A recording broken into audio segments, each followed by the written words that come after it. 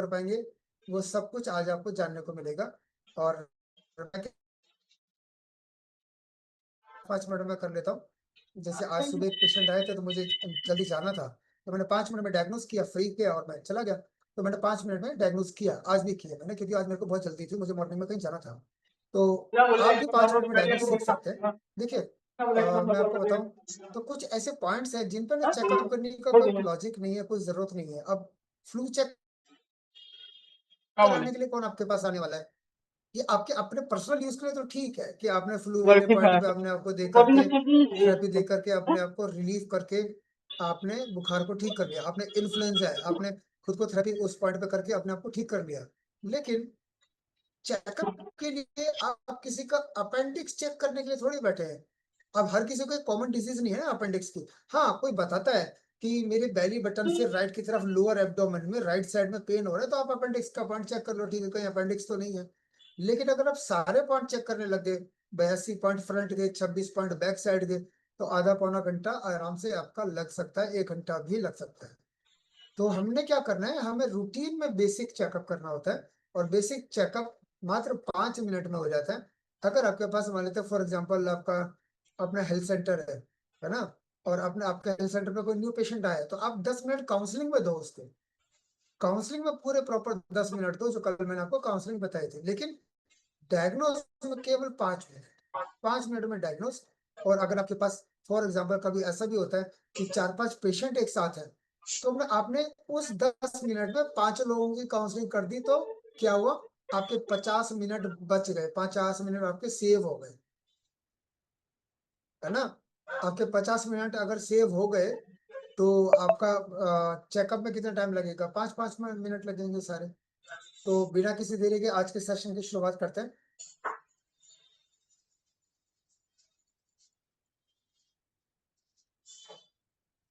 अगर आपको मेरी पीपीटी नजर आ रही तो मैं चाहूंगा कि एक बार थंब का इंप्रेशन दिखा देंगे। Thank you so much. मेरी आवाज, मेरी वॉइस क्लियर है मुन्ना सिंह जी? Thank you. तो आज का टॉपिक क्या है? आज का टॉपिक है ट्रीटमेंट रूल्स। ट्रीटमेंट करने के भी अपने रूल्स हैं। कुछ लोग गलत तरीके से कर रहे होते हैं, फिर कहते हैं पेशेंट को रिजल्ट नहीं आ रहा। अगर आपने रूल्स को फॉलो नहीं किया तो रिजल्ट कहाँ से आएगा? उसके बाद अगला टॉपिक है व्हाट इज टीसीएम। हम 2 दिन से लगातार सुनते आ रहे हैं, आज तीसरा दिन है, टीसीएम टीसीएम टीसीएम। तो टीसीएम क्या है, आज आप टीसीएम के बारे में जानेंगे। What are yellow points, yellow points से जो डिजीज क्योर होती है उनके बारे में आज आप डिटेल में जानेंगे।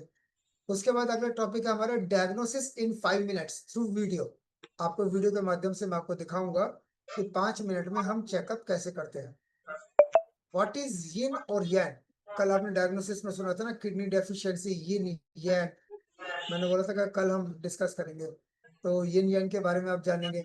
और 12 हॉररी पॉइंट्स, केवल 12 हॉररी पॉइंट्स, ऐसे 12 हॉररी पॉइंट्स हैं जिनके इस्तेमाल से आप करीबन 150 पौने 200 बीमारियां ठीक कर सकते हैं। तो आज का सेशन बहुत इंपॉर्टेंट है। लिखने का काम आज बहुत ज्यादा होगा। आज का सेशन थोड़ा सा लेंदी हो सकता है क्योंकि लिखने का काम ज्यादा है। तो मैं सभी से रिक्वेस्ट करूंगा कि प्लीज अपने हाथ की कसर कर लीजिए, लिखने का काम ज्यादा होगा। और साथ ही साथ कुछ भी अगर समझ में नहीं आता है, बेफिक्र होकर के मैं स्पेशल सेशन रखूंगा आप सभी लोगों के लिए, Q&A, question and answer session, जिसमें आप मेरे से सभी सवाल पूछ पाएंगे इन 4 दिनों से रिलेटेड, और किसी भी ट्रीटमेंट, किसी भी सप्लीमेंट से रिलेटेड, पेशेंट से रिलेटेड, टियान से रिलेटेड कुछ भी सवाल आप मेरे से उस Q&A में पूछ सकते हैं। तो हमारा सेशन कल खत्म होगा, उसके बाद मैं Q&A का पोस्टर इसी ग्रुप में दोबारा से डाल दूंगा जिस दिन हम Q&A कर रहे होंगे। आज के सेशन में आपको ब्रेक मिलेगा, पूरा 10 मिनट का ब्रेक मिलेगा, और आप बीच में फ्रेश हो सकते हैं। और इवन अभी भी किसी का चाय कॉफी कुछ खाने पीने का मन करता है तो आप साथ में लेकर के बैठ सकते हैं। You don't have any problem, बस आपको सीरियसली अटेंड करना है। मैं सभी से रिक्वेस्ट करना चाहूंगा कि प्लीज वीडियो ऑन जरूर रखें, क्योंकि मैं नाम से फिर रिकॉग्नाइज करता हूँ, जिनका वीडियो ऑफ रहता है उनको मैं नहीं बोल पाता हूँ। तो प्लीज अगर आप वीडियो ऑन करेंगे तो मैं आपके नाम से आपको बुला पाऊंगा। और जिनका डिवाइस से नाम से ज्वाइन है तो वो प्लीज डिवाइस को अपना रीनेम कर लेंगे। देखिए, ये इंटरेक्टिव सेशन है, हम आपस में बातें कर रहे हैं। और अगर आप वीडियो ऑफ कर लोगे तो मुझे क्या लगेगा, मुझे ऐसा लगेगा कि आप मेरी बात सुन नहीं रहे, है ना, या फिर मुझे ऐसा लगेगा कि आप सीरियस नहीं है। हाँ, आपके साथ कोई इमरजेंसी है, अगर आप ड्राइविंग कर रहे हैं तो मैं नहीं चाहूंगा कि आप वीडियो ऑन करें। कोई इमरजेंसी है तो आप बेशक आप वीडियो ऑफ कर दीजिए, लेकिन अगर आप घर में बैठे हुए हैं तो आपको वीडियो ऑन कर लेना चाहिए। आप किस पोस्चर में कोई फर्क नहीं पड़ता। आप बेड पे बैठ करके ले रहे हैं सेशन, कोई बात नहीं, कैसी भी पोस्चर में बैठे हैं कोई बात नहीं, बस हाँ आपको स्ट्रेट ढंग के कपड़े पहन कर देखो बैठना है, बस इतना है। तो शुरुआत करते हैं आज के सेशन की। ट्रीटमेंट रूल्स, सबसे पहले बात करेंगे ट्रीटमेंट रूल्स के बारे में, थेरेपी रूल्स के बारे में।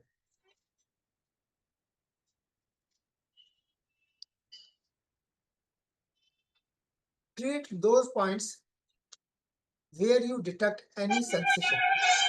जैसे आप जब डायग्नोज करते हैं और आपको लगता है कि इस पॉइंट पर सेंसेशन सबसे ज्यादा तेज थी, जैसे फॉर एग्जांपल अगर कोई एजेड पर्सन है, ओल्ड एज पर्सन है, फॉर एग्जांपल वो 60 प्लस है या 65 या 70 कुछ भी एज है, और आपने उनका 3 नंबर चेक किया है यानी प्रोस्टेट की समस्या थी, तो आपने उस पॉइंट को थेरेपी जरूर देनी है। जैसे फॉर एग्जांपल जरूरी नहीं है कि कोई ओल्ड एज है, किसी को यंग एज में सांस बहुत बहुत फूलता है, आपने डिटेक्ट किया 77 पे, जो कि ब्रेथलेसनेस का पॉइंट है यानी रेस्पिरेटरी का पॉइंट है, तो उनका सांस फूलता है, तो आपने उस पॉइंट को जरूर थेरेपी देनी ताकि उसको रिलीफ आ जाए।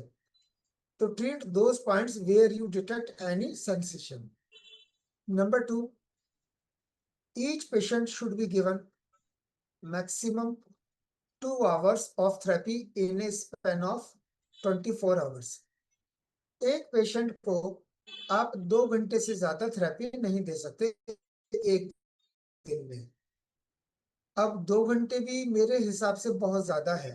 देखिए, अगर आप अपने पर्सनल यूज के लिए आप इसको इस्तेमाल कर रहे हैं तो कोई बात नहीं, आप 2 घंटे कर सकते हैं।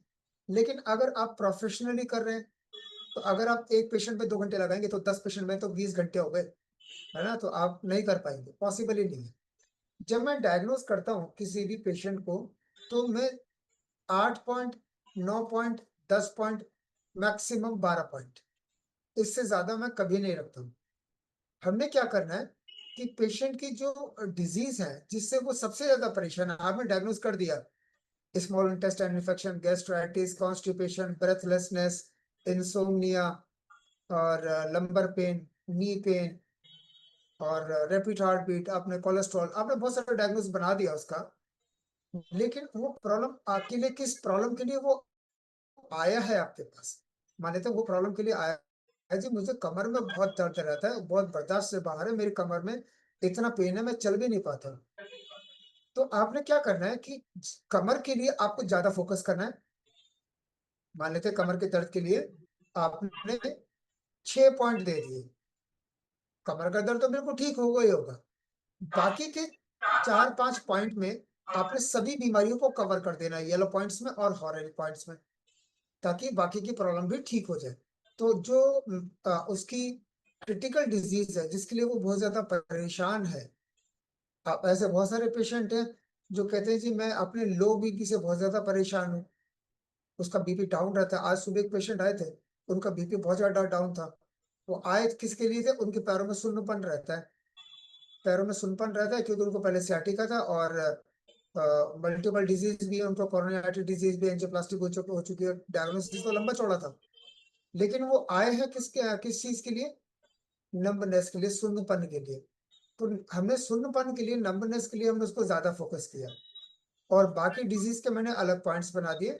टोटल मिलाकर के मैंने उनके 10 पॉइंट बनाए हैं, और 10 पॉइंट में सब कुछ कवर कर दिया, उनका शुगर भी कवर कर दिया, बीपी भी कवर कर दिया, नंबनेस भी कवर कर दिया, और बीपी के प्रॉब्लम उनको बहुत ज्यादा है, तो बीपी के पॉइंट भी मैंने ऐड कर दिया, जो कि उनका बीपी बहुत ज्यादा आज भी उनका जो बीपी था 90/55 था, मैंने कहा बहुत कम है ये। उनका मेरा बीपी ऐसा ही रहता है, मैं हमेशा परेशान हूँ, मैं सब कुछ करके देख चुका हूँ, लेकिन मेरा बीपी बढ़ता नहीं है। मैंने कहा अब बढ़ेगा, अब बढ़ेगा, क्योंकि आपकी गाड़ी सर्विस होने आ गई, पूरी गाड़ी सर्विस होकर जाएगी, चिंता ना करो। तो जिस प्रॉब्लम के लिए आया था उसके पॉइंट मैंने एक्स्ट्रा लगा दिए, और बीपी के पॉइंट एक्स्ट्रा लगा दिए, डायबिटीज के पॉइंट भी एक्स्ट्रा लगा दिए, कोरोना आर्टरी डिजीज के भी लगा दिए, सब मिलाकर के मैंने उसके पॉइंट 10 पॉइंट बनाए पेशेंट के। और अब 10 पॉइंट पे आप 5-5 मिनट थेरेपी देते हैं तो 50 मिनट में थेरेपी खत्म हो जाती है। अगर उसी पेशेंट को मैं 2 घंटे तक लेकर के जाऊंगा तो बाकी पेशेंटों का क्या होगा? और पेशेंट 2 घंटे करवा भी नहीं पाएगा, क्योंकि केवल एक्यूलाइफ की थेरेपी ही नहीं है ना, बहुत कुछ है। पेशेंट को बीसीएम भी करानी है, बैठने वाली बीसीएम, खड़े होने वाली बीसीएम, हाथ वाली बीसीएम, लेटने वाली बीसीएम, हेड केयर भी कराना है क्योंकि उसका बीपी भी डाउन है। हेड केयर भी कराना है, 20-25 मिनट हेड केयर भी कराना है, और 50 मिनट के पॉइंट भी हो गए। तो ऑलरेडी उसको 1.5 पौने 2 घंटे तो वैसे ही लग जाएगा, लेकिन अगर मैंने उसको 2 घंटे के पॉइंट दे दिए तो वो 3.5 घंटे में पेशेंट जाएगा यहाँ से, तो अगले दिन आएगा ही नहीं। वो बोलेगा बहुत टाइम लगता है भाई, मैं नहीं करा सकता इतना लंबा चौड़ा ट्रीटमेंट। तो पेशेंट को आपको जल्दी से जल्दी फ्री करना है। मैक्सिमम लोगों को करीबन करीबन 1.5 पौने 2 घंटे लगते ही हैं, क्योंकि सारी मशीनें करवानी होती हैं, बीसीएम भी कराना होता है, एक्वालाइफ भी करानी होती है, एक्वालाइफ भी करानी होती है, हेड केयर भी कराना होता है।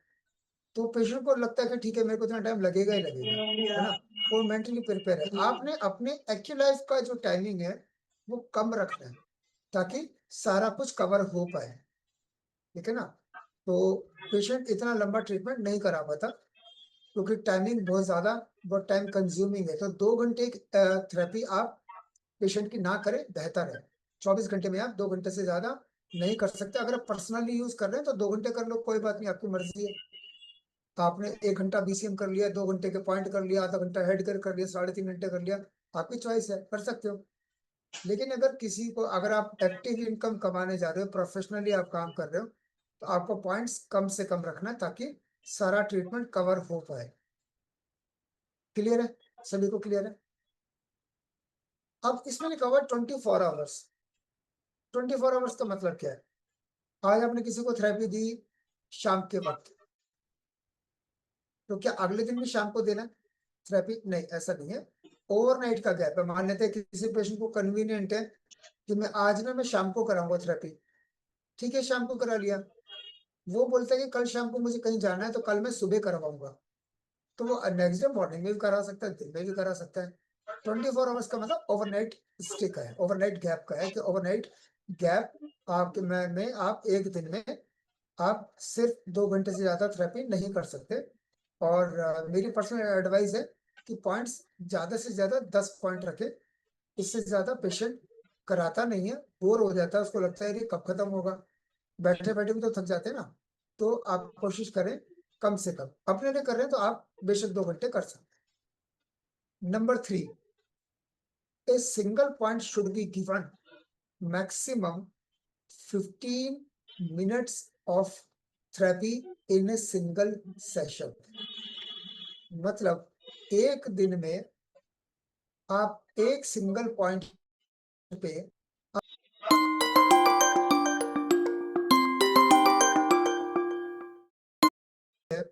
एकोलेफ के अंदर जो टाइमर है, 5 मिनट, 10 मिनट, 15 मिनट, आपके कन्वीनियंट के लिए है। अगर किसी के 2 पॉइंट है वो 15-15 मिनट कर लेता है, ठीक है, कोई बात नहीं। अगर किसी के 10 पॉइंट है तो आप कैलकुलेट करके देखो तो वो प्रोटोकॉल से बाहर हो गया, प्रोटोकॉल से आउट हो गया। क्योंकि अगर किसी के 10 पॉइंट है, 15-15 मिनट सारे पॉइंट करेंगे तो कितना हो गए? 150 मिनट। 150 मिनट का 150 मिनट्स का मतलब है 2.5 घंटा। और 2 घंटे से ज्यादा आप कर नहीं सकते तो प्रोटोकॉल खराब हो जाएगा। 15 मिनट, जैसे फॉर एग्जाम्पल मैं अपने बारे में बताऊं, अगर मान लेते फॉर एग्जाम्पल किसी को यूटेरस में सिस्ट है ना। अब हमने उसको गैनी के सारे पॉइंट दिए, केवल 74 नंबर पे या फिर 4 नंबर पे 15 मिनट आप कर दो, बाकी पॉइंट 5-5 मिनट कर दो। तो ऐसे भी कर सकते हैं। 50 मिनट की जगह वो थेरेपी 1 घंटे की हो जाएगी, बस इतना फर्क पड़ेगा। लेकिन सारे पॉइंट अगर आप 15-15 मिनट के करोगे तो बड़ा मुश्किल है ना। देखिए, 15 मिनट फॉर एग्जाम्पल आपको फीवर है, फ्लू है या इन्फ्लुएंजा है, आपने उसको 15 मिनट भी ले लिया, ठीक नहीं आप 15 मिनट कर सकते हो, कोई प्रॉब्लम नहीं है। लेकिन 15-15 मिनट सभी पॉइंटों पर करोगे तो ये बड़ा मुश्किल है आपके लिए भी और पेशेंट के लिए भी। ऐसा नहीं कि 5 मिनट में रिजल्ट नहीं आता, बिल्कुल रिजल्ट आता है। लेकिन कोई डिजीज बहुत ज्यादा क्रिटिकल है, आपको लगता है कि मुझे इसको इस सिंगल पॉइंट पे 15 मिनट करने की जरूरत है, तो आप उसको 15 मिनट करो। और मैंने करता, मान लेते फॉर एग्जाम्पल पेशेंट को डायबिटीज भी है, थायराइड भी है, बीपी भी है, कमर में दर्द भी है, और घुटनों में दर्द भी है, बहुत कुछ है। और उसका कारण क्या बन रहा है? उसका कारण बन रहा है उसका डायबिटीज, है ना। डायबिटीज कारण बन रहा है उसकी पैरों में फटीगनेस है, उसका पैरों में इतना दर्द है, कमर में दर्द है, पूरी बॉडी में पेन है, क्योंकि उसका शुगर है 450 500। तो 5 मिनट नहीं, फिर ब्लड शुगर सर्किल पे पूरा 15 मिनट कर दो, साथ में जिम नहीं मैं खिलाता हूँ, रिजल्ट अपने आप आएगा, है ना। शुगर आप देखोगे इतनी अच्छे से, ग्रेजुअली 2 से 3 दिन में आप शुगर बैलेंस कर दोगे। आपने शुगर वाले पॉइंट को 15 मिनट कर दिया, बाकी सारे पॉइंट 5 5 मिनट में आपने कर देने। क्लियर है सभी को? क्लियर है तो एक बार थंब का इंप्रेशन दिखा देंगे। नंबर 4, ये जो ट्रीटमेंट है ये टीसीएम पर आधारित है। आज से 250 साल पहले एलोपैथिक नहीं था। एलोपैथिक नहीं था तो क्या था? टीसीएम ही था। और इस थेरेपी में टीसीएम का जो प्रोटोकॉल है, लोग प्रोटोकॉल फॉलो नहीं करते। टीसीएम का जो प्रोटोकॉल है वो है 15 दिन का एक सेशन। और 15 दिन के एक सेशन को करने के दो तरीके हैं। 5 दिन थेरेपी, एक दिन छुट्टी। 5 दिन थेरेपी, एक दिन छुट्टी। 5 दिन थेरेपी, एक दिन छुट्टी। या फिर 15 दिन लगातार, 3 दिन छुट्टी। 15 दिन लगातार, 3 दिन छुट्टी। अब आप मेरे सामने प्रैक्टिस करेंगे सभी लोग, क्योंकि ना जब हम कुछ फिजिकली कुछ कर रहे होते हैं ना, तो हमारे सबकॉन्शियस माइंड में फीड हो जाता है, और हम सुन रहे होते हैं तो हमारे दिमाग से वॉश आउट हो जाता है। तो आप सब मेरे सामने मेरे साथ दें, आपकी भलाई के लिए है ना। मुझे ये प्रैक्टिस कराने में मुझे कोई पर्सनल बेनिफिट नहीं है, आपके लिए, ताकि आप भूल ना जाओ। तो आप मेरे साथ करेंगे 5 दिन थेरेपी, सब लोग अपना हैंड रेज करेंगे। 5 दिन थेरेपी, एक दिन छुट्टी। 5 दिन थेरेपी, एक दिन छुट्टी। 5 दिन थेरेपी, एक दिन छुट्टी। या फिर 15 दिन लगातार, 3 दिन छुट्टी। 15 दिन लगातार, 3 दिन छुट्टी। एक बार फिर से करेंगे। 5 दिन थेरेपी, एक दिन छुट्टी। 5 दिन थेरेपी, एक दिन छुट्टी। 5 दिन थेरेपी, एक दिन छुट्टी। या फिर 15 दिन लगातार और 3 दिन छुट्टी। 15 दिन लगातार और 3 दिन छुट्टी। ये प्रैक्टिकली मैंने इसलिए कराया क्योंकि ना आपको याद रहेगा। यार उन्होंने वो ऐसी एक्सरसाइज करवा दी थी, अब याद है, अब आप भूलेंगे नहीं। क्योंकि अब मान लेते फॉर एग्जांपल किसी पेशेंट ने 2 दिन थेरेपी कराया, तीसरे दिन पेशेंट आया ही नहीं, तो उसका जो ट्रीटमेंट है वो खराब हो जाएगा। उसको रिजल्ट नहीं आएगा कि 2 दिन थेरेपी कराई, तीसरे दिन नहीं कराई, फिर चौथे दिन फिर आ गया, 5वें दिन फिर आ गया, छठे दिन फिर नहीं कराया। आपको लगता है मर्जी है नहीं आ रहा तो मैं क्या करूं? नहीं है। आपको जिस दिन पेशेंट नहीं आ रहा उसको तुरंत कॉल करके बुलवाना है। और ये बात उस पेशेंट को आप डे 1, पहले ही दिन, जैसे कल मैंने आपको काउंसलिंग में बताया था, पहले दिन आप पेशेंट को काउंसलिंग के वक्त बता दीजिए कि सर आप इन दोनों में से कौन सा प्रोटोकॉल चूज करेंगे, क्योंकि इसमें गैप नहीं कर सकते। हो सकता है किसी को कुछ काम पड़ जाए, वो कहता है कि नहीं मेरे को कहीं जाना पड़ जाता है कभी कभी, तो मैं 5 दिन एक दिन वाले करूंगा ताकि बीच में मैं अपना काम वो पूरा कर सकूं। कोई व्यक्ति कहता है कि नहीं मेरे को बहुत प्रॉब्लम है, मैं चाहता हूँ 15 दिन लगातार ही करूँ, फिर 3 दिन रेस्ट करूंगा, और उन 3 दिन में जो रिवर्स होना होगा वो रिवर्स हो चुका होगा, ताकि अगला सेशन और अच्छे से हो पाए। तो सबकी अपनी अपनी चॉइस हो सकती है। तो इसका बड़ा ध्यान रखना है। मेरे पास एक रोहिणी में, मैं किसी का नाम नहीं लूंगा, मेरे पास क्या हेल्थ सेंटर था, मैं ओपीडी में बैठा हुआ था। तो मेरे पास वो लेडी आई और उन्होंने मुझे अपना विजिटिंग कार्ड दिया। उन्होंने मुझे अपना विजिटिंग कार्ड दिया कि सर कोई रोहिणी का पेशेंट हो तो आप भेजना मेरे पास। मैंने कहा बिल्कुल भेजेंगे। जब मैंने कार्ड को देखा, उनका विजिटिंग कार्ड देखने के बाद मैंने उनको बोला, तो मैडम मैं श्योर हूँ आपके सेंटर पे पेशेंट एक भी नहीं है। कहते आपको कैसे पता? सच बताओ। नहीं ना।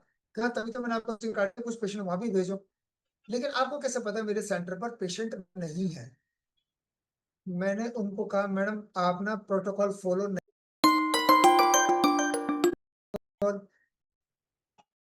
तो मैंने कहा सिर्फ एक्वालाइफ लेकर के बैठने से आपको लगता है फटाफट इनकम कमाना शुरू कर दोगे, लेकिन अपने एथिक्स और अपने रूल रेगुलेशन के साथ चलोगे तो आप सक्सेस नहीं ले सकते। उन्होंने पूछा क्या हुआ, मैंने कहा मैडम आपके विजिटिंग कार्ड पे लिखा हुआ है आपका टाइमिंग सुबह 10 बजे से 1 बजे तक, शाम को 6 से 9 बजे तक, मंडे टू सैटरडे सुबह 10 बजे से 1 बजे तक, शाम को 6 बजे से 9 बजे तक, संडे क्लोज्ड, संडे क्लोज्ड। तो मैडम कहते हैं हाँ तो क्या हुआ, मैं कहा मैडम संडे क्लोज हो ही नहीं सकता, क्योंकि किसी का चौथा दिन है, किसी का 8वां दिन है, किसी का 7वां दिन है, किसी का 9वां दिन है, किसी का 15वां दिन है। आपने संडे को क्लोज कर दिया तो आपके पेशेंट का प्रोटोकॉल खराब होगा कि नहीं होगा। कहते हैं हमें तो पता ही नहीं था ये ऐसा कोई रूल है, 5 दिन थेरेपी 1 दिन छुट्टी, 5 दिन थेरेपी 1 दिन छुट्टी, 5 दिन थेरेपी 1 दिन छुट्टी, या 15 दिन लगातार 3 दिन छुट्टी, 15 दिन लगातार 3 दिन छुट्टी। कह रहे ऐसा हमें पता ही नहीं था। उनको फिर समझाया कि अब पता चल गया है तो अब आप दोबारा से कैंप लगाओ और इस रूल्स को फॉलो करोगे तो पेशेंट की भरमार हमेशा रहेगी। एक सज्जन बहुत बड़े लीडर, उन्होंने क्या नियम बनाया कि हर 5 दिन के बाद मैं एक छुट्टी मारूंगा, तो जो भी पेशेंट आएगा उसको मैं उसी प्रोटोकॉल में एडजस्ट करूंगा। 5 दिन 1 दिन, 5 दिन 1 दिन, 5 दिन 1 दिन, ताकि मुझे भी छुट्टी मिल जाए। तो मैंने उनको बोला कि आप कंफर्ट जोन में जितने जाओगे आप सक्सेस से पीछे भी उतना ही जाओगे। पहली बात ये है कि आज फॉर एग्जांपल आज दूसरा दिन है और आपके पास, या पहला दिन है, आपके पास कोई पेशेंट आया, उसको बहुत ज्यादा सीवियर पेन है, वो आप बोलोगे भैया देखो अभी ये 5 दिन पूरे हो जाए, उसके बाद 1 दिन का गैप है, उसके बाद आपका मैं थेरेपी तब से शुरू करूंगा। इज इट पॉसिबल कि वो वेट करेगा पेशेंट? नहीं करेगा, बिल्कुल भी नहीं करेगा। अपने कंफर्ट जोन से बाहर आना ही पड़ेगा। आपको अपना आपको झोंकना पड़ेगा इस ट्रीटमेंट के अंदर, अपने आप को 100% देना पड़ेगा इस ट्रीटमेंट के लिए, तभी आप कामयाब हैं। आपको लगता है यार मेरी पर्सनल लाइफ खत्म हो जाएगी, मैं तो कहीं जा नहीं सकता, आपको ऐसा लगता है, लेकिन ऐसा नहीं है। स्टार्टिंग मेहनत है, स्टार्टिंग में आपको 6 महीने पूरा झोंक देना है, कोई छुट्टी नहीं, कोई कुछ नहीं। उसके बाद मैंने भी ऐसा किया था स्टार्टिंग में, मैं कहीं नहीं जाता था, किसी फंक्शन में, किसी शादी में, कहीं बाहर दिल्ली से बाहर घूमने कहीं नहीं जाता था स्टार्टिंग में। लॉकडाउन का टाइम था और लॉकडाउन ओपन हो चुका था, उसके बावजूद भी मैं कहीं नहीं जाता था। तो फिर क्या किया, फिर स्टाफ रिक्रूट किया, स्टाफ को ट्रेंड किया। अभी भी मैं दिल्ली से बाहर जाता हूँ, कभी मुझे सुबह 8 बजे जाना हो तो मैं 8 बजे सेंटर छोड़ के चला जाता हूँ। और अगर अब जैसे अब हम टूर पे जाते हैं, इंटरनेशनल टूर पे, अब मैं चाइना जाऊंगा, चाइना घूमने के लिए जाएंगे तो क्या होगा, वो 5-6 दिन कौन चलाएगा सेंटर, सेंटर चलेगा अपने आप ऑटो मोड में चलेगा। फिर आप नहीं चला रहे होते, स्टार्टिंग में मेहनत आपकी होती, इसलिए आपका खुद का सीखना बहुत जरूरी है। पता है लोग क्या करते हैं, शौक शौक में 4 दिन का एफ की ट्रेन लेते हैं, 4 दिन का एफ की ट्रेन लेते हैं, फिर एक एम्प्लॉय को अपॉइंट,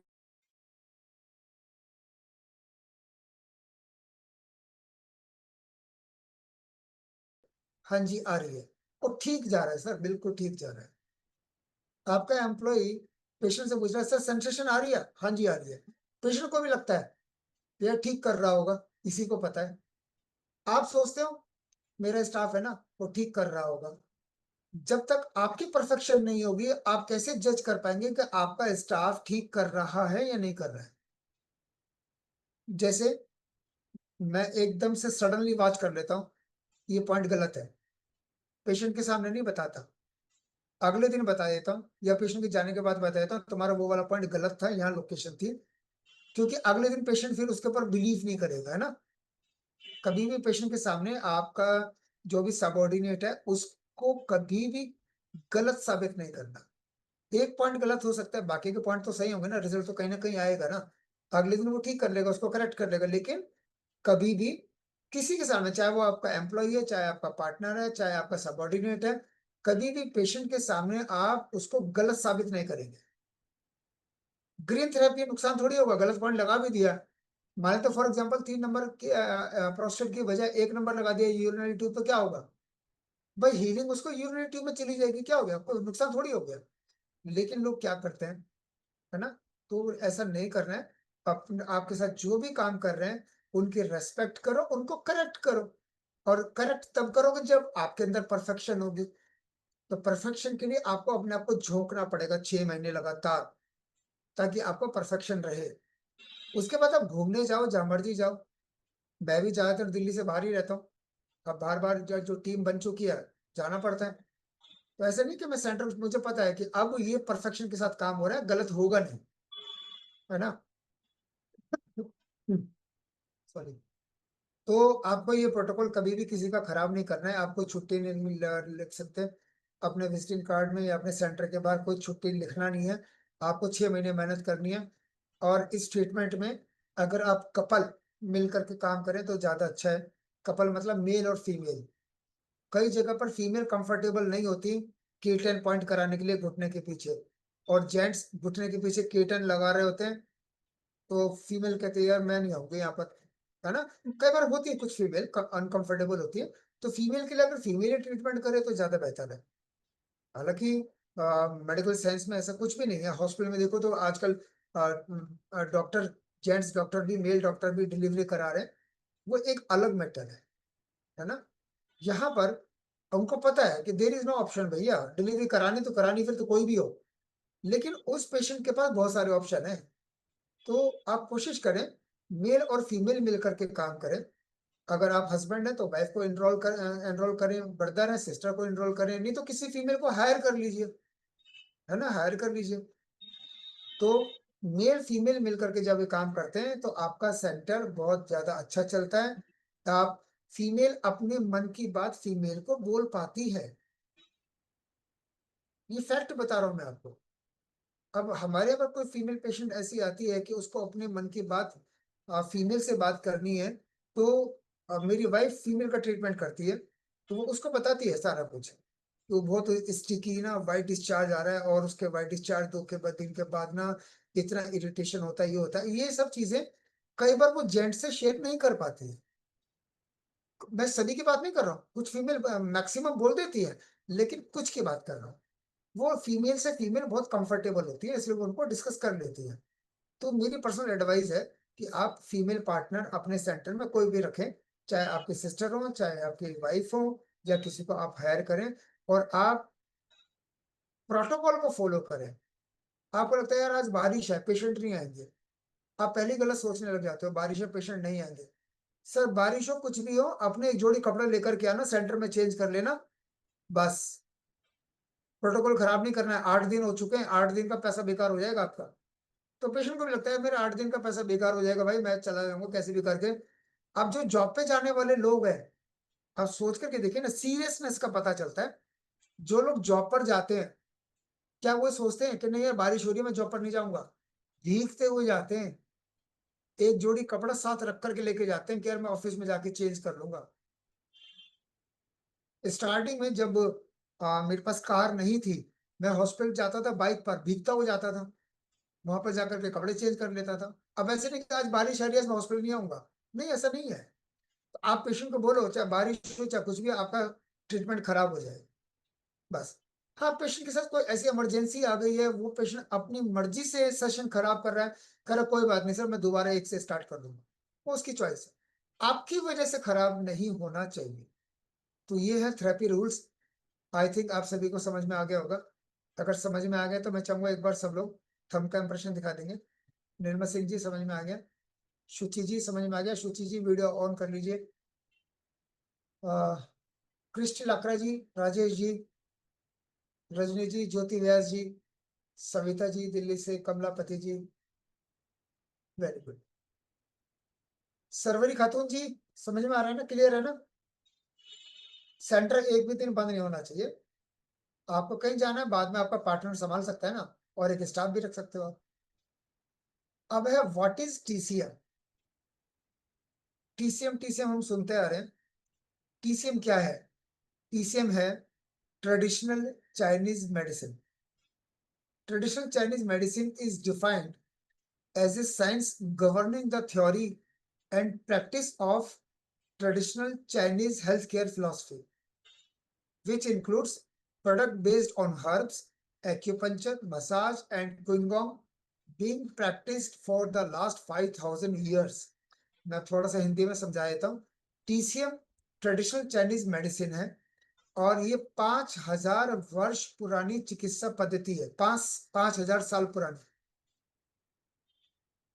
राम लक्ष्मण सीता सबने सुना है ना? राम जी, लक्ष्मण जी, सीता जी, सबने सुना है ना? लक्ष्मण जी को शक्ति लगी थी ना, तो हनुमान जी क्या लेकर के आए थे? संजीवनी बूटी लाए थे ना, संजीवनी बूटी। वो भी टीसीएम के अंदर आती है। जितनी भी जड़ी बूटियां हैं वो सारी टीसीएम के अंदर आती है। अनुलोम विलोम प्राणायाम वो भी टीसीएम के अंदर आता है। आयुर्वेदिक ऑयल मसाज वो भी टीसीएम के अंदर आता है। योग, किसी भी प्रकार का आप योग कर रहे हैं तो वो भी टीसीएम के अंदर आता है। एक्यूपंचर वो भी टीसीएम के अंदर आता है। जितनी भी हर्ब्स है वो सब टीसीएम के अंदर आती है। तो ये टीसीएम 5,000 साल पुरानी चिकित्सा पद्धति है जो आप और हम भूले बैठे हैं, है ना? अगर किसी को कहीं पे चोट लग जाती है या इंटरनली कोई इन्फेक्शन होता है ना, तो पुराने जमाने में ना दूध में हल्दी डाल करके दे दिया जाता था, है ना, और बहुत जल्दी रिलीफ मिल जाता था। जब पहले किसी को चोट लग जाती थी ना, तो पहले हल्दी लगा दिया करते थे, उससे ठीक हो जाया करता था। एंटीसेप्टिक माना जाता है हल्दी को, वो भी टीसीएम के अंदर आती है। अगर आज भी अगर आप देखेंगे किसी को पेट में बहुत ज्यादा गैस बनी हुई है, तो गैस बनी हुई तो पेंटाप्रोजोल की बजाय अगर आप तवे पे अजवाइन को भून लें, अजवाइन को अच्छे से भून लें और उसमें काला नमक डाल करके अगर आप अजवाइन 2-3-4 चम्मच खा लें और गुनगुना पानी पी लें और आधे घंटे तक कुछ ना खाएं, सारी गैस निकल जाती है। वो भी टीसीएम के अंदर आती है, अजवाइन भी। तो जो रेमेडीज हैं, जितनी भी जड़ी बूटियां हैं, जितने भी हर्ब्स हैं, ये सब टीसीएम के अंदर आता है। और टीसीएम हमारी 5,000 साल पुरानी चिकित्सा पद्धति है और टीसीएम को बोलते हैं ट्रेडिशनल चाइनीज मेडिसिन। तो हमारी जो डिवाइस है वो भी टीसीएम के अंदर आती है। हमारे जितने भी न्यूट्रास्यूटिकल फूड सप्लीमेंट्स है वो सब टीसीएम बेस्ड ही है। तो सभी को क्लियर है व्हाट इज टीसीएम? क्लियर है? अनुष्का सोनी जी, जतिन जी, अंकित जी, शाओमी, बबलू कुमार दास जी, क्लियर है ना? टीसीएम समझ में आ गया? आगे चलते हैं। अब सभी के पास पोस्टर होगा, बैक साइड वाला। तो आप इसमें देखेंगे येलो पॉइंट्स है। आप देख लीजिए, मैं अपना पोस्टर निकाल लीजिए।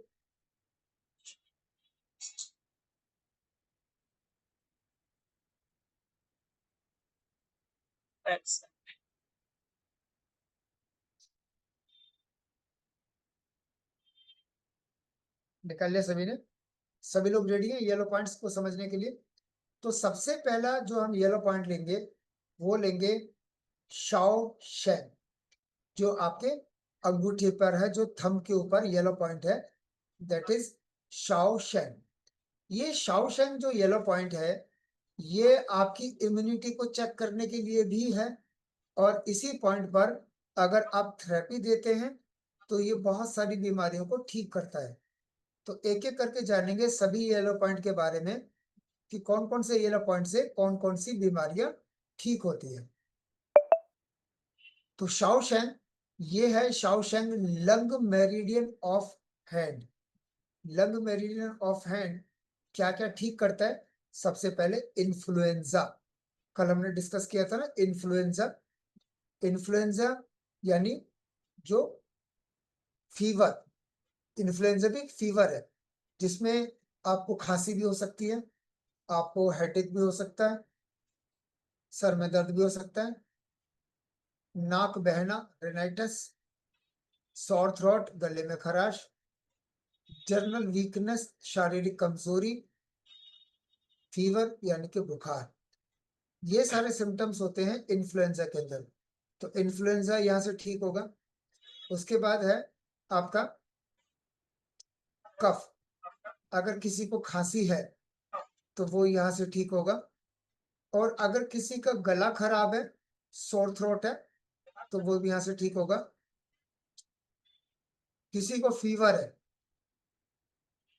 किसी भी तरीके का बुखार है, चाहे इन्फ्लुएंजा ना भी हो, नॉर्मल टेम्परेचर है, नॉर्मल बुखार है, तो भी यहाँ से ठीक होगा। किसी को हेडेक है, सर में दर्द है, तो भी आप शाओशेंग पॉइंट करेंगे 15 मिनट का, आप देखो, और 5 मिनट हेड क्लिक करना, बिना कॉम्बी फ्लेम के आपका सर का दर्द ठीक हो जाएगा। उसके बाद है टॉन्सिल्स। टॉन्सिल्स का मेडिकल साइंस में कोई भी इलाज नहीं है, तो टॉन्सिल्स आपका शाओशेंग से ठीक होगा। उसके बाद है इंटीरियर अपर एक्सट्रीमिटी पेन। इंटीरियर अपर एक्सट्रीमिटी पेन, आपके अंदर जो मसल्स है, शोल्डर से लेकर के बाजू तक, इसको बोलते हैं इंटीरियर अपर एक्सट्रीमिटी पेन। जो मसल्स है उसके अंदर जो पेन है, मसल्स में जो दर्द है, दबाने से जो मसल्स में दर्द है, उसको बोलते हैं इंटीरियर अपर एक्सट्रीमिटी पेन। तो वो यहाँ से ठीक होगा। उसके बाद है ब्रोंकियल अस्थमा। ब्रोंकियल अस्थमा, और कल मैंने बताया था ब्रोंकियल अस्थमा क्यों होता है। अगर किसी को खांसी बहुत लंबे समय तक रहती है और वो खांसी कंट्रोल नहीं हो पा रही है, बहुत सारी रेमेडीज कर चुके हैं, बहुत सारे कफ सिरप ले चुके हैं, और उसके बाद लंबे समय तक खांसी होने के बाद चेस्ट में से वीजिंग शुरू हो जाती है, आवाज आनी शुरू हो जाती है, और वो भी लंबे समय तक बनी रहे तो वो हो जाता है ब्रोंकाइटिस। और ब्रोंकाइटिस भी बहुत लंबे समय तक चलती रहे तो वो बन जाता है ब्रोंकियल अस्थमा। तो ये हैं बीमारियां जो हमारी शाओशेंग से ठीक होती है। अब अगले येलो पॉइंट की तरफ चलते हैं। अगला ये येलो पॉइंट है हमारा, ये आप इंडेक्स फिंगर पे देख रहे हैं, Shang Yang. Shang Yang, large intestine meridian of hand. Shang Yang से क्या होगा, एक्सटर्नल अपर एक्सट्रीमिटी पेन। अभी वो पहले देखा था आपने इंटरनल अपर एक्सट्रीमिटी पेन, और यहाँ पर क्या है, external upper extremity pen. External upper extremity pen में क्या होता है, जो हमारी ये ऊपर की तरफ ही है, अपर ही है, यानी कि कंधे से लेकर के और टेनिस एल्बो तक, जहां पर जो हमारे को पेन हो रहा है हाथ में, वो नसों में दर्द है। एक मसल्स में पेन है, वो हो गया इंटरनल अपर एक्सट्रीमिटी पेन, और ये एक्सटर्नल अपर एक्सट्रीमिटी पेन यानी नसों में दर्द है ना। नसों में दर्द के बहुत सारे कारण होते हैं, calcium deficiency, vitamin D deficiency, और विटामिन बी 12 डेफिशिएंसी, बहुत सारे कारण है। तो उन सबको भी हम पूरा करेंगे, साथ में ये थेरेपी देंगे। तो Shang Yang large intestine meridian of hand, इससे एक्सटर्नल अपर एक्सट्रीमिटी पेन बिल्कुल ठीक होता है। उसके बाद है टूथिक, दांतों का दर्द। साथ में क्या देंगे, ऑरिकेयर। ऑरिकेयर टूथपेस्ट पूरे वर्ल्ड में सबसे बेस्ट टूथपेस्ट है। अगर आप टियान्स डिस्ट्रीब्यूटर हैं और आपके घर में कोई और टूथपेस्ट यूज हो रहा है, तो इसका मतलब आप अपने आप से धोखा कर रहे हैं, आप अपने बिजनेस के प्रति बेईमान हैं।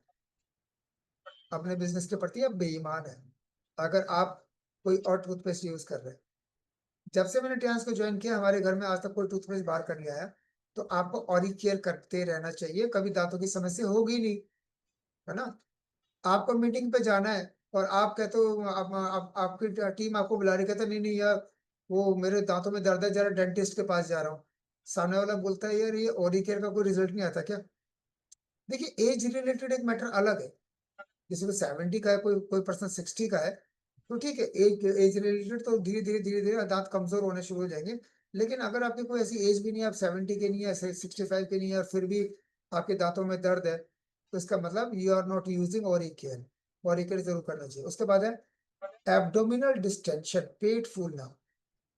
देखिए कुछ लोगों को आपने देखा होगा बॉडी बिल्कुल स्लिम ट्रिम है, लेकिन पेट आज निकला हुआ है, इसको बोलते हैं एब्डोमिनल डिस्टेंशन। और इसका जो रीजन है, जो लोग ज्यादा देर तक बैठे रहते हैं, है ना, उन लोगों का पेट निकल जाता है। जिनकी दुकान है, पूरे दिन बैठे रहते हैं, सुबह 10 बजे से लेकर के रात को 10 बजे तक 12 12 घंटे बस वो अपने गल्ले पे पैसा गिन रहे होते हैं। तो एब्डोमिनल डिस्टेंशन, पेट फूलना, यहाँ से होगा, ठीक होगा। और साथ में बीसीएम भी कराएंगे, सप्लीमेंट भी देंगे। उसके बाद है diarrhoea. Diarrhoea, loose motion, vomiting. उसके बाद है शोल्डर पेन, कंधों का दर्द। देखो एक सिंगल पॉइंट कितनी सारी डिजीज क्योर कर रहा है ना। उसके बाद है रिनोरिया, यानी नाक बहना। उसके बाद है एब्डोमिनल पेन, पेट में दर्द। एब्डोमिनल पेन, पेट में दर्द। तो ये बीमारी हमारी ठीक होती है शैंग यांग से। अब अगले येलो पॉइंट की तरफ चलते हैं। अगला येलो पॉइंट है गुआनचोंग, जो आपकी रिंग फिंगर पर है। Yellow point Guanchong. तो गुआनचोंग से क्या क्या ठीक होगा? गुआनचोंग है सेंजियो मेरिडियन ऑफ हैंड, सबसे पहले ठीक करेगा ये आपका सोर आईज, आंखों में जो रेडिशनेस है, आंखों से पानी आना, आंखों में दर्द होना, सोर आईज, ये यहाँ से ठीक होगा। उसके बाद है ईयर प्रॉब्लम, कानों से संबंधित बीमारियां। किसी को अगर टिनाइटस है तो उसमें क्या क्या पॉइंट देने, इंक्लूडिंग गुआनचोंग। गुआनचोंग भी इसमें इंक्लूड है। चाहे किसी के वैक्स ज्यादा है, या किसी को कम सुनाई देता है, या किसी को टिनाइटस है, कान में घंटी बजती है ना। तो ये कानों से संबंधित सभी बीमारी को गुआनचोंग भी ठीक करता है। उसके बाद है जॉ पेन, दाढ़ का दर्द, जॉ पेन, ये यहाँ से गुआनचोंग से ठीक होगा। उसके बाद है शोल्डर, यानी कंधा, एंड अपर एक्सट्रीमिटी पेन, कंधे में भी दर्द है, और कंधे से लेकर के टेनिस एल्बो तक पूरे में दर्द है। और इसको बोला जाता है shoulder and upper extremity pain. और अपर एक्सट्रीमिटी पेन का मतलब है कि बाहरी नसों में दर्द, कंधे से लेकर के कोहनी तक। तो ये है आपका shoulder and upper extremity pain, जो आपका गुआनचोंग से ठीक होगा। उसके बाद है swelling, not on foot, swelling all over the body, पूरे शरीर में कहीं पर भी स्वेलिंग है तो वो यहाँ से ठीक होगा। उसके बाद है एब्डोमिनल डिस्टेंशन, जो कि आपने देखा शेंग यांग भी करता है। शेंग यांग भी करता है ना, पीछे वाला जो येलो पॉइंट था, वो भी एब्डोमिनल डिस्टेंशन ठीक करता है। हमें ये देखना है कि जो उसकी बीमारी है वो कौन से येलो पॉइंट में सारी कवर हो रही है, और कौन से हॉरर पॉइंट में कवर हो रही है। तो सभी बीमारियों को कम से कम पॉइंट में हमने कवर कर देना है, और जिस प्रॉब्लम के लिए पेशेंट आया था उसके हमें एक्स्ट्रा पॉइंट देना है, ताकि पेशेंट को रिजल्ट अच्छे से आ जाए। करेक्ट है। एब्डोमिनल डिस्टेंशन के बाद है वीक ब्लैडर। आप देखो,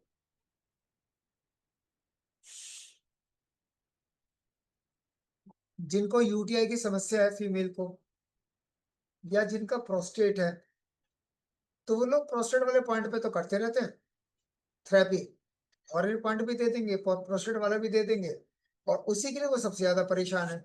लेकिन कभी ध्यान नहीं जाता गुआनचोंग के ऊपर भी।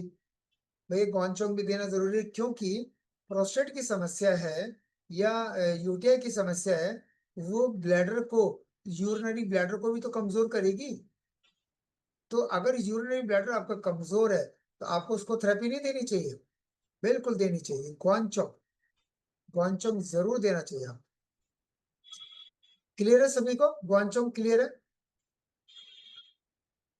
इसके बाद है गुआनचोंग के बाद लिटिल फिंगर पे पहला येलो पॉइंट, ये नेल्स के दोनों तरफ दो पॉइंट है।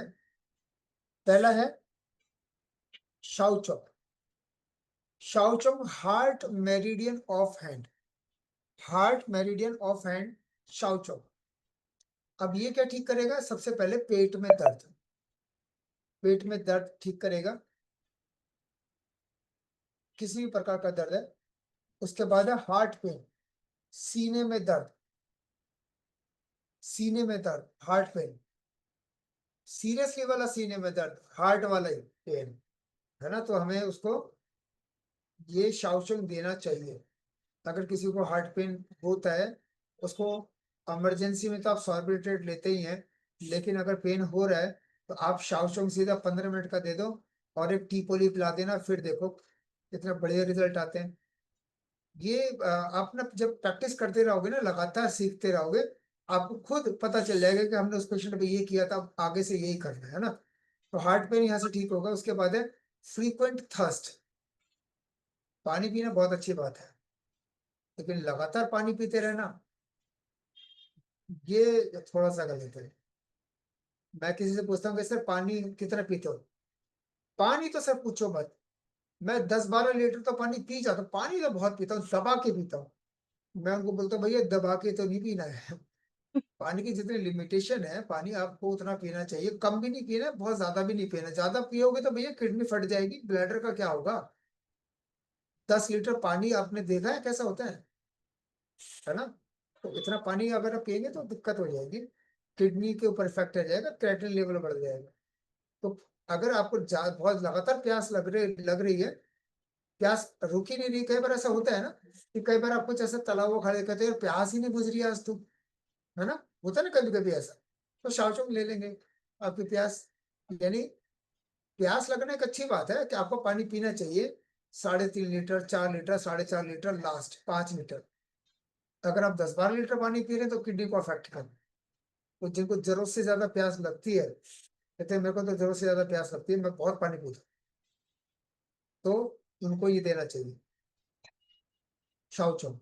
उसके बाद है ड्राई थ्रोट, जिनका गला ना रूखा रूखा रहता है, हमेशा उनको ऐसा लगता है कि बस प्यास तो नहीं लग रही है, बस एक घूंट पानी मिल जाए ताकि गला मेरा तर हो जाए, मेरा ना बोला नहीं जा रहा क्योंकि गला खुश्क हो गया, प्यास नहीं लग रही। ड्राई थ्रोट, ड्राई थ्रोट यहाँ से ठीक होगा।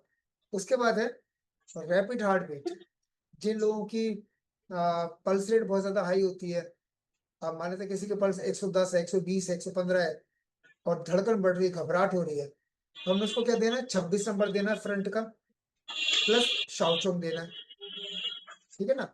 26 नंबर और शाओचुंग देने से उसकी रैपिड हार्ट बीट बिल्कुल ठीक हो जाएगी। और रैपिड हार्ट बीट होने का कारण क्या है, कारण तो बहुत सारे हैं, आपका बीपी भी है, एंजाइटी भी है, स्ट्रेस भी है। लेकिन जिनको ना बीपी है, ना स्ट्रेस है, ना एंजाइटी, उनकी धड़कन बढ़ी रहती है, तो क्या कारण होता है, पता है किसी को। कहता मुझे तो कुछ ऐसा भी नहीं, मैं तो मस रहा था, पर धड़कन बहुत बड़ी रहती है। उसका कारण है को एंजाइम्स की कमी।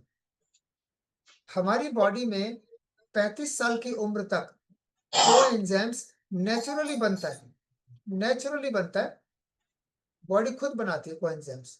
35 साल की उम्र के बाद को एंजाइम्स बनना बंद हो जाता है।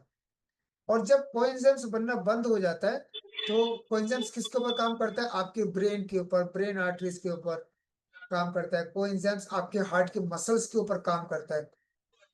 और जब आप देखेंगे जब कोएंजाइम्स की कमी होगी, आप कभी भी आप चेकअप करा करके देखिएगा, जहाँ पर मिनरल्स का चेकअप होता है या न्यूट्रिशन का चेकअप होता है, आप देखिएगा कोएंजाइम्स कम है आपका। तो कोएंजाइम्स की कमी से क्या होगा, आपका जो स्ट्रेस लेवल है, आपका जो एंजाइटी है, छोटी छोटी बातों पर एंजाइटी होना शुरू हो जाएगा अगर आपके अंदर कोएंजाइम्स की कमी है। कोएंजाइम्स की कमी है तो आपकी धड़कन बढ़ना शुरू हो जाएगा। तो आप जो भी व्यक्ति 35 साल क्रॉस कर चुके हैं, उनको डेली एक कोएंजाइम्स लेना चाहिए। अगर आप लाइफ में, अगर आप पूरे 100 साल जीना चाहते हैं तो आपको कोएंजाइम्स लेना चाहिए। और कोएंजाइम्स रिप्रोडक्टिव सिस्टम के ऊपर भी बहुत अच्छा काम करता है। जिन लोगों को इरेक्टाइल डिसफंक्शन है, आप उनको कॉर्डिसेप्स और कोएंजाइम्स का कॉम्बिनेशन दे दीजिए और 1 महीने में रिजल्ट देखिएगा। कॉर्डिसेप्स और कोएंजाइम्स का कॉम्बिनेशन फॉर इरेक्टाइल डिसफंक्शन बहुत अच्छा काम करता है। तो रैपिड हार्ट बीट के लिए हम क्या देंगे, शाओचुंग देंगे, 26 नंबर देंगे, कोएंजाइम्स देंगे, तो रैपिड हार्ट बीट बिल्कुल ठीक हो जाएगी, पल्स रेट बिल्कुल नॉर्मल आ जाएगी अपनी जगह। देखिए मैं ना शाओचोंग को ऐसे बता सकता था रैपिड हार्ट बीट, धड़कन बढ़ना ठीक हो जाता है, लेकिन मैं आपको हर चीज के पीछे लॉजिक भी बता रहा हूँ, सप्लीमेंट भी बता रहा हूँ। आपको कैसा लग रहा है? आप बोर तो नहीं हो रहे? अच्छा लग रहा है ना? अगर जल्दी जल्दी खत्म करना है तो मैं इसको आधे घंटे में, 1 घंटे में खत्म कर सकता हूँ, लेकिन मैं चाहता हूँ कि सबको 100% नॉलेज मिले। ठीक है जी। रैपिड हार्ट बीट के बाद है नर्वसनेस। जो लोग हमेशा नर्वस रहते हैं, नर्वस क्यों रहते हैं? क्योंकि उनका जो ब्रेन है वो इतना मैच्योर नहीं है कि उस समस्या को, उस सिचुएशन को कैसे हैंडल करे। अगर आप स्टेज पे पहुंच गए तो नर्वस हो गए, है ना?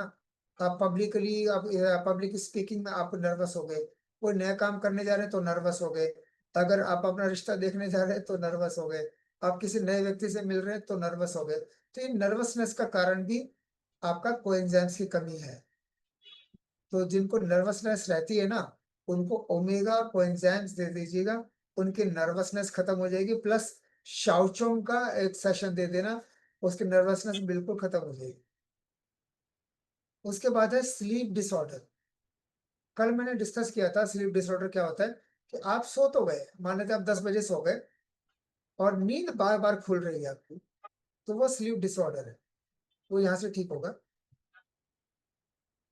आप बिस्तर पर सो गए 10 बजे और नींद नहीं आ रही है आपको, 2-3 घंटे बाद पता नहीं कब नींद आई रात को, तो उसको इंसोम्निया बोलते हैं। स्लीप डिसऑर्डर और इंसोम्निया शाओचोंग से ठीक होगा। उसके बाद है elbow pain, tennis elbow pain, कोहनी का दर्द, टेनिस एल्बो पेन यहाँ से ठीक होगा। देखिए टेनिस एल्बो के ना पेशेंट आते हैं कई बार, आप वो कहेंगे जी मेरे को यहाँ पे कोहनी में बहुत दर्द रहता है, तो कैसे करेंगे उनको, है ना? तो कोहनी का दर्द यहाँ से ठीक होगा। उसके बाद है इंटरनल अपर एक्सट्रीमिटी पेन, जो कि आपका शैंगयान से भी ठीक हो रहा था, वो सेम टू सेम यहाँ से भी ठीक होगा। हमें ये देखना है कि कौन सी बीमारी येलो पॉइंट में कवर हो रही है। इंटरनल अपर एक्सट्रीमिटी पेन, यानी कि हमारे बाजू में जो पेन हो रहा है वो कहाँ का पेन है? मसल्स का पेन है। तो इंटरनल अपर एक्सट्रीमिटी पेन इसी को बोलते हैं। तो ये था शाओचोंग। आई थिंक आप सभी को समझ में आ गया होगा। अगर समझ में नहीं आया तो आप बाद में सवाल पूछ सकते हैं। इसके बाद जो अगला येलो पॉइंट है, दैट इज शाइजो। शाइजो येलो पॉइंट है। ये क्या क्या बीमारी ठीक करता है? शाइजो है आपका small intestine of meridian, small intestine से रिलेटेड डिजीज को ये क्योर करता है। और सबसे पहले ये है आपका शोल्डर पेन, कंधों में दर्द, स्टोमक के, पेट में दर्द। उसके बाद है डीफनेस, कम सुनाई देना, वो यहाँ से ठीक करता है। उसके बाद है कॉन्स्टिपेशन। आपके पास बहुत तरह तरह के पेशेंट आएंगे, आईबीएस का केस आएगा, irritable bowel syndrome, severe constipation का कोई पेशेंट आता है, तो आपने उसको 20 नंबर बैक भी कर देना है, 20 नंबर बैक कर देंगे। उसके बाद 20 नंबर बैक कर देंगे, उसके बाद शाइजो भी करना है। शाइजो के साथ साथ क्या करेंगे? 22 नंबर स्मॉल इंटेस्टाइन वाला भी कर देंगे। और क्या करेंगे? 14 नंबर लार्ज इंटेस्टाइन, क्योंकि लार्ज इंटेस्टाइन का काम है ना मोशन को बाहर आउट करने का, तो ये चारों पॉइंट कर देंगे। एफर्स और हाई फाइबर देने से कॉन्स्टिपेशन की समस्या खत्म हो जाती है। और ये पॉइंट, उसके बाद है स्टिफ नेक, गर्दन में अकड़न। स्टिफ नेक, मान लेते हैं आप किस पोस्चर में बैठे थे, अचानक से आपके गर्दन में अकड़न आ गई, गर्दन में दर्द हो गया, तो वो यहाँ से ठीक हो सकता है। अब ऐसे नहीं कि इसके लिए 15 दिन लगेगी, कई बार कुछ ऐसी डिजीज है, किसी को लूज मोशन है, वॉमिटिंग है, अब ये थोड़ी इसका 15 दिन सेशन चलेगा, सेम डे रिजल्ट आया था। कुछ ऐसी डिजीज है जिनका सेम डे रिजल्ट आ रहा है। उसके बाद है सॉर थ्रॉट, गला खराब होना, गले में जो गला बैठ जाता है उसके लिए, गले में खराश होना, गला बैठ जाना, और गले से संबंधित जो सॉर थ्रॉट है, कोई भी समस्या जिसको हम सॉर्ट थ्रोट बोलते हैं, वो यहाँ से ठीक होगा शायद से। उसके बाद है अगला येलो पॉइंट, वो है आपका जोंगजू। जोंगजू ये अकेला पॉइंट है, अकेला येलो पॉइंट है जो एक सिंगल डिजीज को क्योर करता है, that is tinnitus otitis media. Tinnitus otitis media, tinnitus होता क्या है? कान में घंटी बजना, बहुत देर तक, पूरी पूरी रात आपको पता नहीं चलता कि आप कब सोए, क्योंकि वो कान में जो घंटी हमिंग होती है, बजिंग होती है, रोडिंग होती है, इतनी तेज तेज आवाज आ रही होती है कान में ना। आ, मैं सीरियसली बताऊं तो मुझे भी टिनिटस हो गया था। तो दिमाग में ना ऐसा लगता है कि क्या ये सच में मुझे ही सुनाई दे रहा है? तो आप देखिए, इसको बेवकूफी बोल सकते हैं, इसको बेवकूफी बोल सकते हैं। तो मैंने क्या किया, रात को ना सब सो रहे थे और मेरे को टिनिटस की प्रॉब्लम हुई, और इतनी तेज, क्योंकि टिनिटस आपका होता किस वजह से? बहुत ज्यादा मेंटल स्ट्रेस, बहुत ज्यादा एंजाइटी, बहुत ज्यादा टेंशन, सभी को होता है। स्ट्रेस भी सभी को होता है, एंजाइटी भी होता है, टेंशन भी होता है। तो मुझे जनवरी के महीने में टिनिटस हो गया था, जबरदस्त वाला टिनिटस था, और मैं सो नहीं पा रहा था। मैंने ये बात किसी को बताया भी नहीं, हाँ फैमिली में तो बता दिया था, लेकिन बाहर मैंने किसी को बताया नहीं। मुझे लगा यार इसको ठीक तो करना पड़ेगा, तो पंगा हो जाएगा, मैं सोऊंगा नहीं तो कैसे होगा। ठीक तो मैंने कर लिया, आज मुझे कोई टिनिटस नहीं है। लेकिन जब मुझे टिनिटस हुआ, तो रात को सोते वक्त मैंने अपना मोबाइल ऑन किया और उसका रिकॉर्डर ऑन किया। आप सोच सकते हैं कि मैं एक्सपेरिमेंट कर रहा था, और मैं इसको बेवकूफी बोलूंगा कि मुझे लग रहा था कि यार मैं कैसे एक्सप्लेन करूं कि मुझे कैसी आवाज आ रही है। मैंने अपना मोबाइल का रिकॉर्डर, वॉइस रिकॉर्डर ऑन किया, और मोबाइल को अपने कान पे लगा लिया ताकि मेरे अंदर की आवाज उसमें रिकॉर्ड हो सके। और लास्ट में मैंने देखा तो कुछ भी रिकॉर्डिंग नहीं थी। मैंने सोचा यार मैं कैसे बताऊं मुझे किस तरीके की आवाज आ रही है। वो रिकॉर्ड तो होगा नहीं ना, वो इंटरनली सुनाई दे रहा है, आपके ब्रेन में सुनाई दे रहा है ना, वो बाहर थोड़ी आएगी आवाज उसकी। तो मुझे लग रहा था यार इतनी तेज आ रही है, तो मेरे आसपास वालों को क्यों नहीं पता चल रहा है, मुझे बहुत तेज आवाज आ रही है। तो अप्रोक्स करीबन करीबन अ, 4 से 5 दिन में मेरा टिनिटस ठीक हो गया था, क्योंकि मैंने इंस्टेंट डिसीजन लिया। 3-4 दिन में परेशान था, तो मुझे लगा कि नहीं यार पॉइंट करना पड़ेगा, और फिर मैंने अपने पॉइंट्स किए। अब मुझे कोई टिनिटस, तो टिनिटस यहाँ से ठीक होगा। टिनिटस होने का कारण क्या है? देखिए, कारण मैंने आपको बताया, एंजाइटी भी है, स्ट्रेस भी है, टेंशन भी है। और जो लोग ऊंची आवाज में बात करते हैं, तेज आवाज में बात करते हैं, उनको भी टिनिटस हो सकता है। इसलिए हमेशा सॉफ्ट स्पोकन रहिए, धीरे धीरे बात कीजिए, तेज आवाज में बात मत कीजिए, नहीं तो टिनिटस की समस्या हो सकती है। और जो लोग कान में एयरडॉप्स लगा करके पूरा दिन म्यूजिक सुनते हैं, तो भी टिनिटस की प्रॉब्लम हो सकती है। ठीक है ना? तेज म्यूजिक सुनते हैं जो जिनका काम ऐसा है, जो क्या कहते हैं, जो जो शोज वगैरह करते हैं, या जिनका म्यूजिक सिस्टम का काम है, जिनका डीजे का काम है, उनको भी ये प्रॉब्लम होती है टिनिटस की। तो टिनिटस के कई सारे कारण हैं, आपका कारण क्या है ये आपको बताओ। तो टिनिटस आपका जोंगजू से ठीक होगा। तो जिनको टिनिटस नहीं हुआ है ना, उनको लगता होगा पता नहीं कैसी आवाज आती होगी। तो मैं बता नहीं सकता मुझे कैसी आवाज आती थी, बहुत ऐसा लगता था कि मैं क्या सोऊंगा कैसे। तो बड़ी मुश्किल होने लगी थी, 4 दिन में परेशान था। लेकिन फिर जब मैंने पहले दिन पॉइंट किए, मैंने अपने सारे टिनिटस के ही पॉइंट किए, और कोई प्रॉब्लम है ही नहीं मेरे को, सारे टिनिटस के पॉइंट किए। और टोटल मैंने 15-15 मिनट पॉइंट किए, मैंने कहा देखते हैं, और हेड केयर किया, सर के ऊपर भी, कान के पीछे भी। सप्लीमेंट तो मेरे ऑलरेडी मैं कभी मिस करता ही नहीं हूँ। तो ये टिनिटस मेरा यहाँ से ठीक, जोंग से। इसके बाद जो अगला येलो पॉइंट है, वो है हमारा हैगू। हैगू येलो पॉइंट, और हैगू येलो पॉइंट बना है आपका pimple, acne, skin problem, pimple, acne, skin problem, any kind of skin disease, skin की किसी भी प्रकार की समस्या के लिए। तो ये थे हमारे येलो पॉइंट। आई थिंक आप सभी को अच्छे से समझ में आ गए होंगे, और मैं चाहता हूँ कि अगर समझ में आ गए तो एक बार थंब का इंप्रेशन दे सकते हैं, फिर हम इस अगले टॉपिक की तरफ चलते हैं।